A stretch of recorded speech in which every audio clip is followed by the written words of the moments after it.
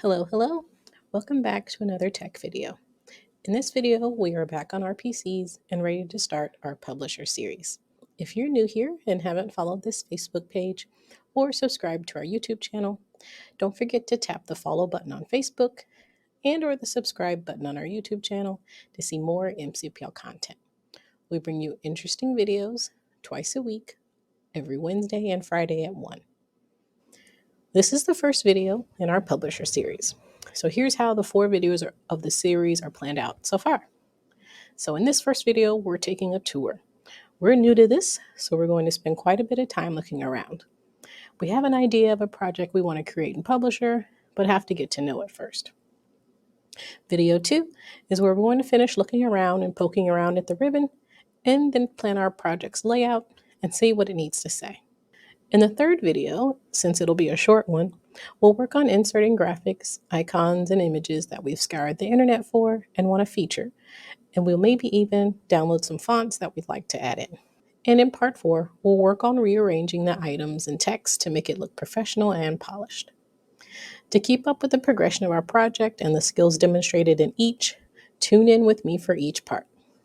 I'd love to see any projects that you create with Publisher after watching and following along. So let's talk about Publisher. The version of Publisher that I am using is Microsoft Publisher for Office 365. I'll show you how to find the product information for Publisher once we start our tour. Now, knowing which version you have not only helps with troubleshooting and support information, but what capabilities and features you may or may not have based on that version. So keep in mind what I may have in my version may be different from what you'll see on your screen. So that said, don't feel discouraged if you can't find something that I may show you today. Leave me a comment if you want me to help walk you through that. So to open Publisher, you can either double click on the shortcut icon from your desktop or click on the start icon in the bottom left of your screen to open your start menu. And since we're using a Windows 10 device, we've already pinned Publisher here to the start menu. But if you don't see it here, you can scroll through your app list or click a letter, click P for Publisher to jump through that list pretty quickly. You can also use the type here to search bar that's in your taskbar by typing Publisher. And then you'll want the result that says app, and you can click to open a new one or open any recent documents that you may have created previously. Now, the first window you may see when you open up Publisher is the template chooser. Since I've opened Publisher before, it's going to automatically open up to this particular screen to let me open up any recent files or pinned files that I'd like to reopen and continue modifying.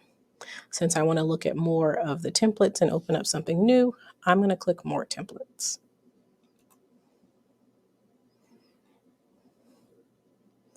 Now here you'll see in the template chooser where you'll see thumbnails of templates that you can choose to create a new document. All publications begin with a template, even if it's a blank template. The trick is to find a template that looks like the vision for what you have for your final publication. So Publisher even comes in with Office templates and built-in templates. You can even search online for more templates. So if you choose one of the featured templates, we scroll down a little bit here.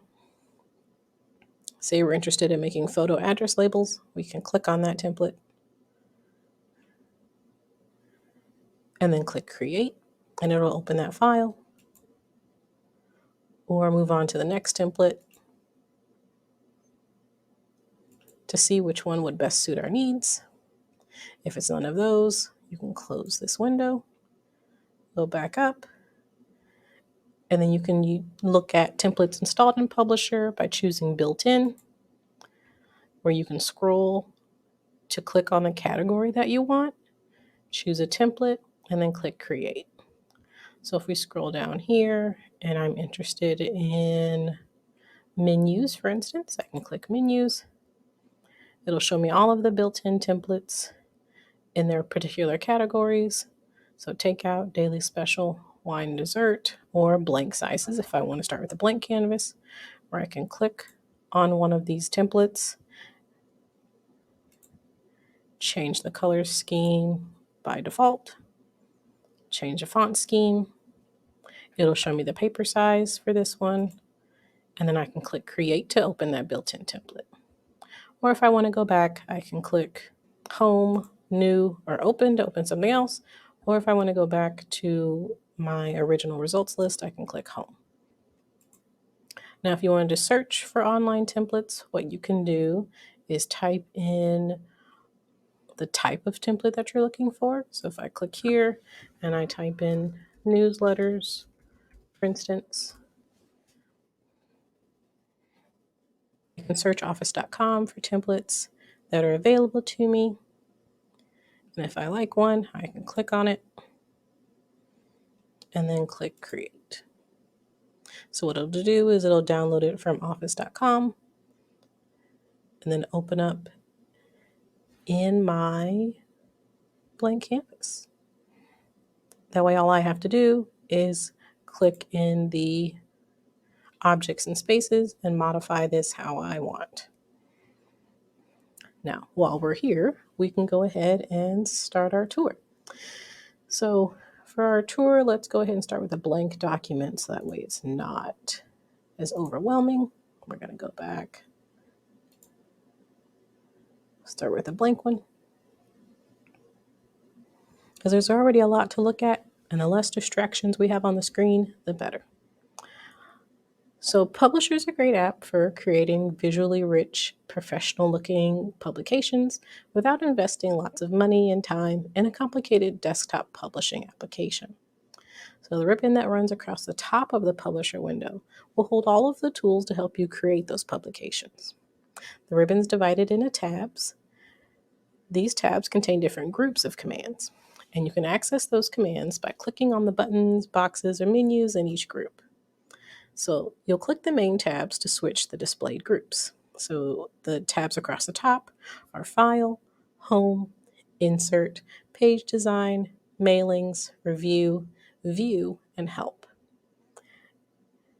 By default, Publisher will open to the Home tab with the groups Clipboard, Font, Paragraph, Styles, Objects, Arrange, and Editing visible. In addition to these tabs, you'll also see temporary contextual menus that will appear in the ribbon when you click on specific items like objects, illustrations, or items from the Insert tab like borders and other page parts. The contextual menu, which I'll give you an example. Here we go. The contextual menu will include options that directly relate to the object that you've selected.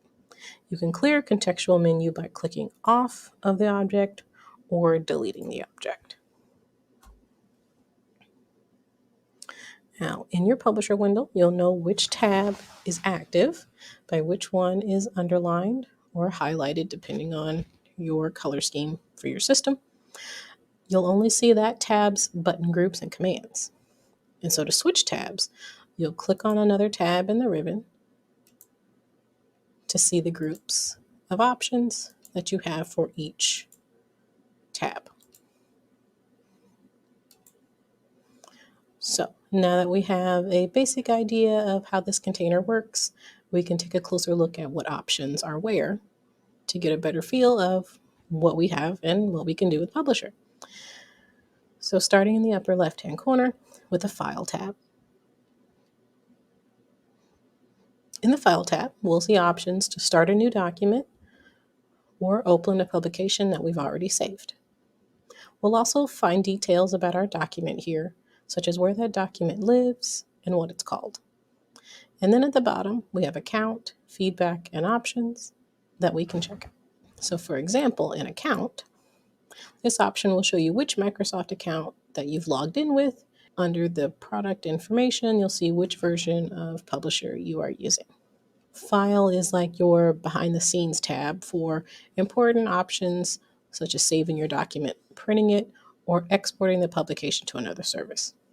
So to return back to our main screen, we can click the back arrow in the upper left-hand corner. Now, like I mentioned earlier, Publisher opens to the Home tab by default, as this may be the main group of most commonly used buttons and menus that you'll use when you're creating your publications. So the Home tab is broken up into these sections. You have Clipboard, Font, paragraph, styles, objects, arrange, and editing. So in Clipboard, this is of course where you'll find your copy and paste options. Font will be anything relating to changing your font style, font size, font color. In Paragraph, this is how your font or your text will be positioned within the text box. So you can include bullets, justify your font to the left, center, right, or justify it, how far apart the lines are between each of your lines of text, and then if you need to indent or decrease indent. In styles, this is where you can find options for the type of text that you selected to give it a consistent look across your document. So you can import styles or a new style. So that way, every time you click on a style that you've created, it'll automatically apply formatting options to that font without you having to change everything individually. In the objects section, this is where you'll find your text box, be able to bring in pictures from the web, add in a table, and add in any shapes. In the arrange section, this is where you can figure out which options or which objects are in front of one another, behind each other, to the side, or if they're in a group. And then if you have text and pictures next to each other, how will they relate to each other on the screen? And then in editing, this is where you'll find, replace, or select. So in the Insert tab, we have the options for pages, tables, illustrations, building blocks, text, links, and headers and footers. So the Insert tab will allow you to bring in objects either built into Publisher or from outside sources. So if you need to insert pages or duplicate a page, you'll access the Pages dropdown. Duplicating pages helps keeps everything consistent, so all you have to do is maybe switch out text or switch the colors, but everything will be in the exact same place as the page before it. You can insert a table, so depending on how large or wide you need it to be. Sometimes I'll use tables to keep things in a structured format, so where they don't move around the page everywhere, I can keep them in a table.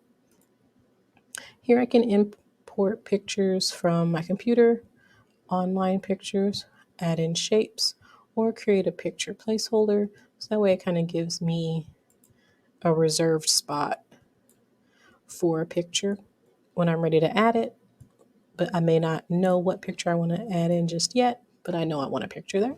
And that way I can build my text around it if need be. And you'll notice this picture holder has its own contextual menu with its own set of formatting options. So depending on what picture I put in there, I can go ahead and insert a picture, adjust it, swap it out for something else, give it a style, which means a set of pre-created formatting options. So if it has a specific type of outlining, shadowing, beveling, or border or color style, that'll be included in the styles and affect the picture. In Arrange, this is where I can decide where the picture is in relation to font or where pictures and objects are in relation to one another. If they all need to be aligned to the center, aligned left and right, if my text needs to be on top of my picture, or if certain objects need to be grouped together so they move in one piece, I'll find those options in the Arrange section. In Crop, this is where I can modify the pictures to remove certain parts of a picture. And then Size is where I can change the size of the picture or object depending on what I've inserted already into the document. Now you notice some of the options that you may see in a few of the other tabs may live as well in the Home tab. That's just to kind of give you a shortcut or way to get to it a little faster without having to visit other tabs. So you see illustrations is in both places, but illustrations in the Insert tab has a few more options. Here there's building blocks. This is where I can add in calendars, borders, and accents. So you'll see a lot of the borders here that are pre-made that I can add into my document. And then advertisements. So this will be different newspapery looking shapes that I can add in and modify based on the style of the document I'm creating.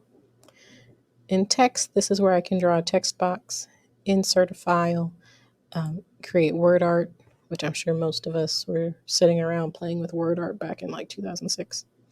Any date and times you need to include, symbols or other objects, or any business information.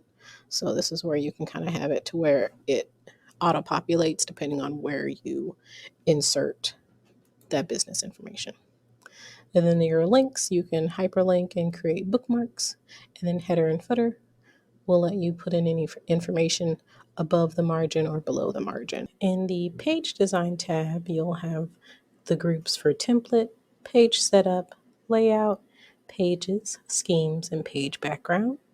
So this tab will consist of groups of commands that you can use to modify the size and the guides that are on your page. So you'll see I have this blue border around here that kind of gives me an idea of where the margins are. So in the page setup, right now it's set to moderate. If I wanted to get a little more close to the edge, I can choose narrow, and you'll see that that blue line, let me see if I can increase here. It might be kind of hard to see at this point. So right now it's set to narrow. I can go to wide, which means if I place things within this border, they'll be an equal distance away from the edge of the page. So I'm going to go back to narrow. And then I can also set my orientation. So this will depend on your vision of what you're wanting to create. If you need something to be in portrait, like a flyer, or if you need something in landscape, so you need it to be long ways instead of vertical, so horizontal, you can choose to do that, or vertical. You can have a mix of vertical and horizontal orientations, so portrait and landscape orientations in one document. You'll just have to play around with some of the settings to get that to happen. And then here's where you can change the size of your page. So this is really going to depend on what you want your final product's final size to be. So right now we're just set it regular 8.5 by 11. But if I was making something a little bit larger, like on a tabloid, and I needed a little bit more of a layout, so if I'm doing like a newspaper, I can change it to 8.5 by 11. It'll zoom out a little bit to show me the entire page, but that's how I can change the size of it.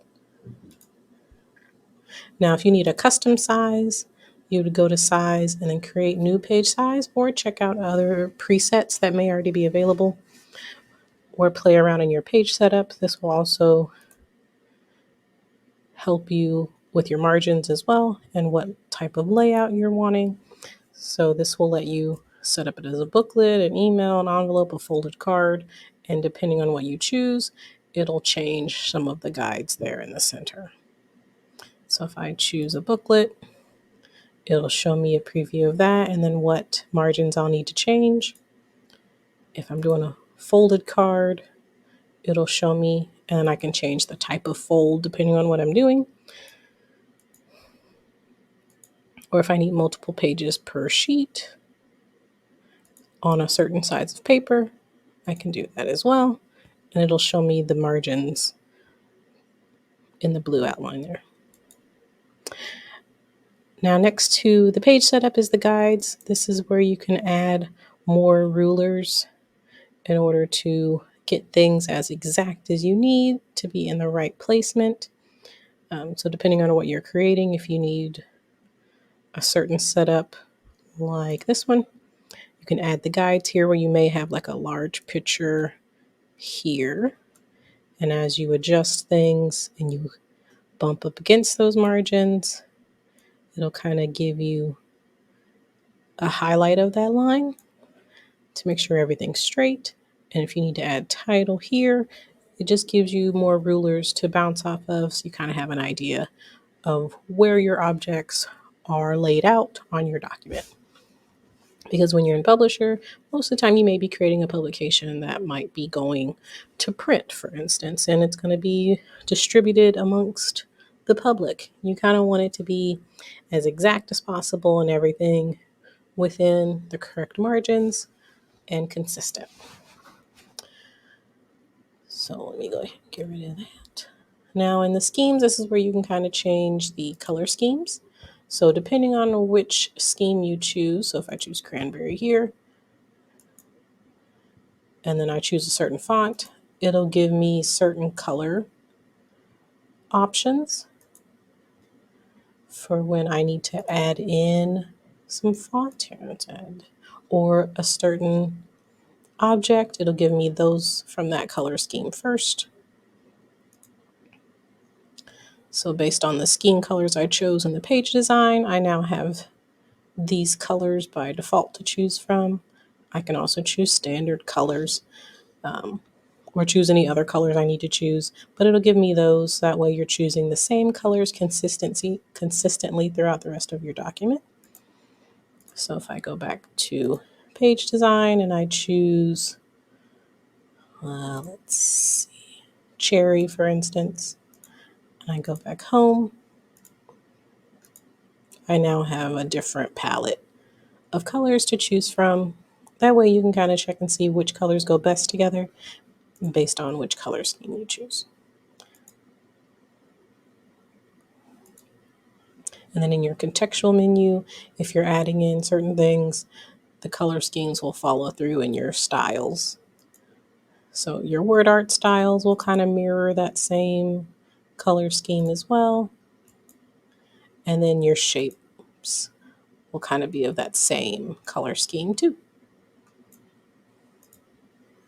So that is page design.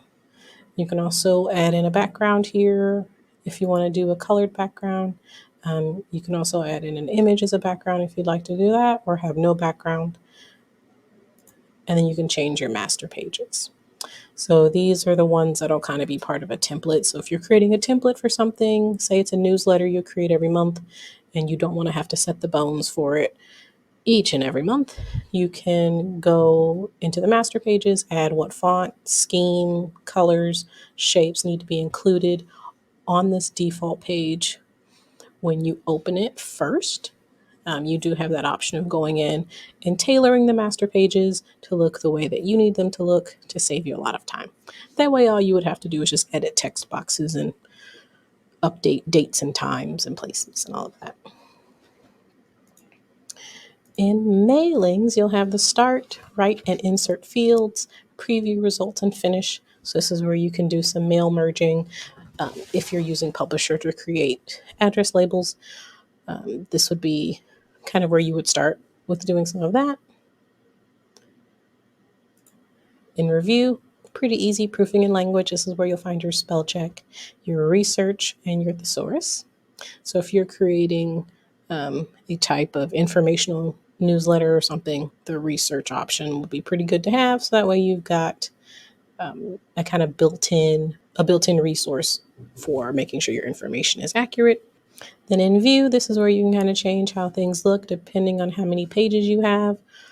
This will let you do a single page or a 2-page spread, add in boundaries, fields, add in rulers, and page navigation. So as the more pages you add, you can have that open over there. And then help, of course, will let you access Microsoft Help, contact support, or give them feedback. So let's close all of that and go back to our home tab. So that is essentially your ribbon. So what we'll do in the next video is we will put a few things in to kind of play around with what features we may be using once we actually start creating our project, so we can kind of see how they work and what they do and kind of what styles we like the best and what color schemes we kind of like the best, and kind of play with what we want to make a part of our final product. So that's what I have for you today. Have a good day.